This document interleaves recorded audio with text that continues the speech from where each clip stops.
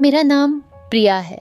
27 साल की उम्र, एक 4 साल की प्यारी सी बेटी दिया और माथे पर विधवा होने का वो टीका जो समाज ने 3 साल पहले एक कार एक्सीडेंट के बाद मुझ पर लगा दिया था।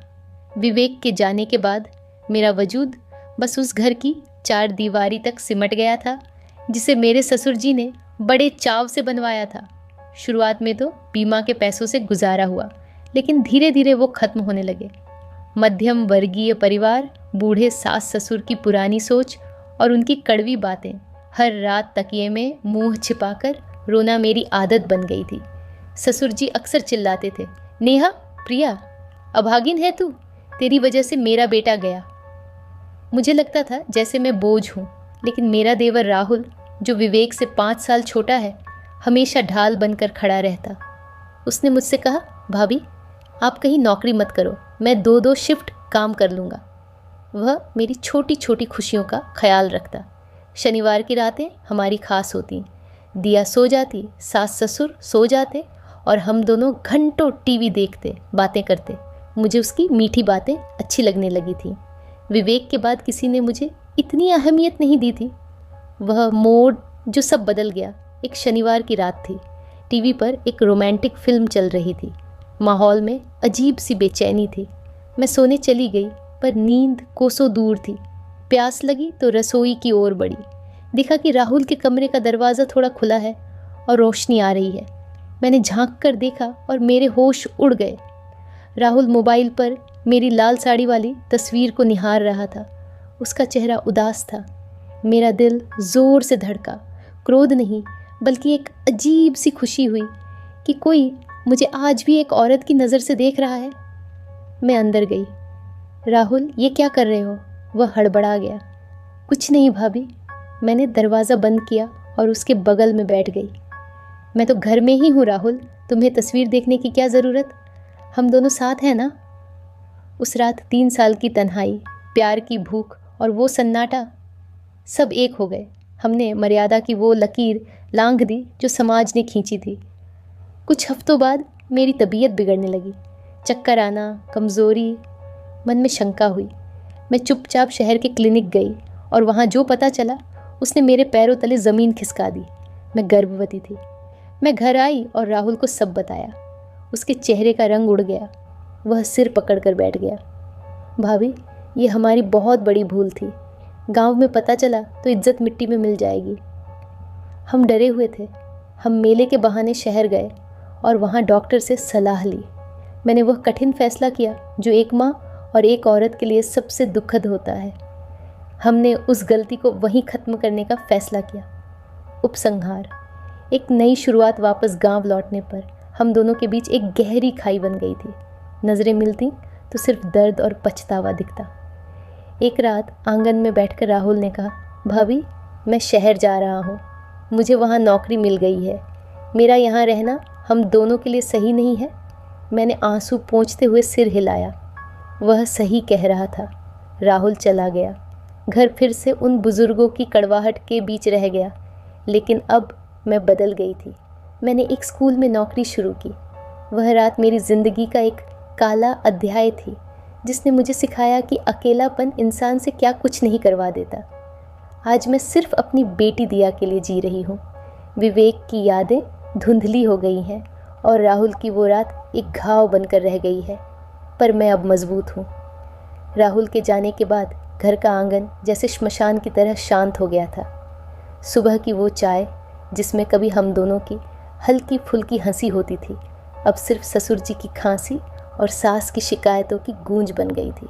राहुल शहर चला गया था, पर उसकी यादें इस घर के हर कोने में बिखरी थीं। ससुर जी ने जब पूछा, राहुल इतनी जल्दी क्यों चला गया, तो मेरे पास कोई जवाब नहीं था। मैंने बस सिर झुका लिया। मेरी नज़रें उनसे टकराने की हिम्मत नहीं कर पा रही थीं। मुझे लग रहा था जैसे मेरे माथे पर मेरी गलती साफ साफ लिखी है। रात को जब दिया सो जाती तो मैं अपने कमरे की कुंडी लगाकर घंटों दीवार को निहारती। वो बिस्तर, वो कमरा, सब मुझे काटने को दौड़ते। समाज का शक और ताने, गांव छोटा था और बातें पंख लगाकर उड़ती थीं। राहुल का अचानक शहर जाना और मेरा गुमसुम रहना लोगों की नज़रों में आने लगा। एक दिन कुएं पर पानी भरते वक्त पड़ोस की काकी ने पूछ ही लिया, बहू राहुल बेटा शादी के नाम पर तो रुकता नहीं था, अब अचानक शहर कैसे चला गया? कहीं कोई अनबन तो नहीं हुई? मेरे हाथ कांपने लगे। पानी का घड़ा जैसे भारी पत्थर बन गया। मैंने बस इतना कहा, काम के सिलसिले में गए हैं काकी, और वहाँ से भाग खड़ी हुई। घर आई तो सास का पारा 7वें आसमान पर था। देख लिया, अब मोहल्ले वाले भी बातें बना रहे हैं, तूने ज़रूर उसे कुछ कहा होगा, तभी मेरा बेटा अपना घर छोड़ गया। उनका हर शब्द मेरे कलेजे को चीर रहा था। मैं कैसे बताती कि हम दोनों ने मिलकर उस घर की मर्यादा को जला दिया था। अकेलेपन की लड़ाई, राहुल के बिना घर चलाना और भी मुश्किल हो गया। ससुर जी की दवाइयाँ, दिया की स्कूल फीस और घर का राशन, बोझ फिर से मेरे कंधों पर आ गया था। मैंने गांव के स्कूल में पढ़ाना शुरू किया। बच्चों के बीच रहकर थोड़ा मन लगा रहता, लेकिन शाम ढलते ही वही खौफ लौट आता। एक रात राहुल का फ़ोन आया। उसकी आवाज़ थकी हुई थी। भाभी मैं ठीक हूँ, पैसे भेज दिए हैं, माँ को दे देना। मैंने बस इतना पूछा, वापस कब आओगे? लंबा सन्नाटा छा गया। फिर उसने धीरे से कहा, शायद कभी नहीं भाभी, वहाँ रहने पर हम फिर से वही गलती कर बैठेंगे। मैं आपको और ख़ुद को माफ़ नहीं कर पा रहा हूँ। फ़ोन कट गया। मैं उस रात फुट फुट कर रोई। वो प्यार था या सिर्फ एक रात की कमज़ोरी? इसका जवाब मेरे पास भी नहीं था। अग्नि परीक्षा ज़िंदगी पटरी पर लौट ही रही थी कि एक दिन दिया की तबीयत बहुत बिगड़ गई। उसे तेज़ बुखार था। अस्पताल ले गई तो डॉक्टर ने कहा कि उसे खून की ज़रूरत है। ससुर जी और सास बूढ़े थे। मेरा ग्रुप मैच नहीं हुआ। घबराहट में मैंने राहुल को फ़ोन किया। वह उसी रात शहर से भागता हुआ आया। अस्पताल के गलियारे में जब हमारी नज़रें मिली तो पुरानी सारी यादें ताज़ा हो गईं। वह डर, वह स्पर्श, वह गुनाह, सब आंखों के सामने तैरने लगा। राहुल ने खून दिया, दिया ठीक हो गई, लेकिन अब राहुल का घर में रहना फिर से वही खतरे की घंटी थी। सास ससुर ने दबाव बनाया, अब आ गया है तो यहीं रुक जा। राहुल ने मेरी तरफ देखा, जैसे मेरी इजाज़त मांग रहा हो। मेरी रूह कांप गई। मैंने फैसला कर लिया था कि अब दोबारा उस रास्ते पर नहीं जाऊंगी। अंतिम निर्णय, खुद की पहचान, मैंने राहुल को अकेले में बुलाया। राहुल, तुम वापस शहर जाओ। यहाँ हम दोनों के लिए कोई भविष्य नहीं है। अगर तुम यहाँ रहे तो एक दिन सच बाहर आ जाएगा और दिया की ज़िंदगी बर्बाद हो जाएगी। राहुल की आंखों में आंसू थे। भाभी मैं आपसे प्यार करता हूँ, क्या हम शादी नहीं कर सकते? मैंने उसके कंधे पर हाथ रखा। नहीं राहुल, ये समाज हमें कभी स्वीकार नहीं करेगा, और सबसे बड़ी बात, हम खुद को कभी माफ़ नहीं कर पाएंगे। हमारा रिश्ता उस एक रात के बोझ तले दब चुका है। अगले दिन राहुल हमेशा के लिए चला गया। इस बार मेरा दिल भारी नहीं था। मुझे लगा जैसे मैंने खुद को आज़ाद कर लिया है। मैंने तय किया कि अब मैं किसी सहारे की तलाश नहीं करूंगी। मैं प्रिया हूँ, एक माँ, एक शिक्षिका और एक ऐसी औरत जिसने अपनी गलतियों से सीखा है। राहुल के दूसरी बार जाने के बाद घर में एक अजीब सा तनाव फैल गया था। सास और ससुर जी को अब शक होने लगा था। उन्हें समझ नहीं आ रहा था कि जो राहुल पहले घर छोड़ने को तैयार नहीं था, वह अब घर आने के नाम से क्यों कतराता है। एक दोपहर जब मैं स्कूल से लौटी तो सास ने मुझे बीच आंगन में रोक लिया। बहू सच सच बता, राहुल और तेरे बीच क्या हुआ है? वो लड़का फ़ोन पर भी ठीक से बात नहीं करता। मेरे दिल की धड़कन बढ़ गई। माँ जी, वो काम में व्यस्त रहता है, बस और कुछ नहीं। ससुर जी ने अपनी लाठी पटकी। झूठ मत बोल, हमें सब पता है। तूने ही उसे मजबूर किया होगा यहाँ से जाने के लिए। तू चाहती है कि इस घर पर सिर्फ तेरा और तेरी बेटी का राज हो। उनका यह इल्ज़ाम मेरे चरित्र पर चोट जैसा था। मैंने पहली बार अपनी आवाज़ ऊंची की। पापा जी, मैंने उसे सिर्फ उसकी तरक्की के लिए भेजा है। अगर आपको मुझ पर इतना ही शक है तो मैं आज ही ये घर छोड़ सकती हूँ। जैसे ही मैंने ये कहा, घर में सन्नाटा छा गया। दिया मेरे पल्लू से लिपट गई। उस पल मुझे एहसास हुआ कि अब मैं वो डरी सहमी विधवा नहीं रही। स्कूल में मेरा काम अच्छा चल रहा था, लेकिन गांव के कुछ लोग अब भी पीठ पीछे फुसफुसाते थे। एक दिन स्कूल के प्रिंसिपल ने मुझे अपने केबिन में बुलाया। प्रिया जी, गांव में कुछ बातें चल रही हैं आपके और आपके देवर के बारे में। लोग कह रहे हैं कि आप दोनों के बीच कुछ गलत रिश्ता है। मेरे कानों में जैसे गरम पिघला हुआ लोहा पड़ गया। सर, लोग तो कुछ भी कहेंगे, क्या आपको मेरे काम पर भरोसा नहीं?